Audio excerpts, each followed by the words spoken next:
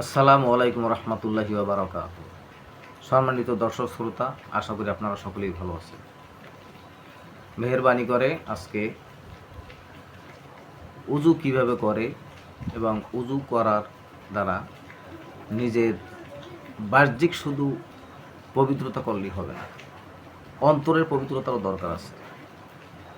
সেটা কিভাবে আমি এই পর্বে আপনাদেরকে এখনই উজু কিভাবে করে সেটা আমি দেখাবো, এবং প্রত্যেকটা অঙ্গ প্রত্যঙ্গ ধোয়ার সময় কি কি কথা বলতে হয় সেই কথাগুলো আপনারা মনোযোগ সহকারে শুনবেন। তাহলে আমাদের অন্তরের পবিত্রতা অর্জন হবে আশা করি।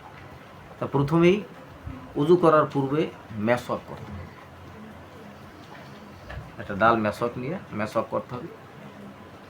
মেসওয়াক করলে কী হয়, মেসওয়াক করলে দাঁতের ভিতর যেই খাদ্যদ্রব্যগুলো থাকে এবং যেসব জিনিসগুলা খাওয়ার পরে ঢুকে থাকে দাঁতের ফাঁকে, ওদের ইনফেকশন হইতে পারে। এই জন্য রাসূল পাক সাল্লাল্লাহু আলাইহি ওয়াসাল্লাম সবসময় মেসওয়াক করতেন উজুর পূর্বে। মেসওয়াক করে দাঁতগুলো ভালোভাবে পরিষ্কার করে নিতে হয়, তারপর কুলি করতে হয়।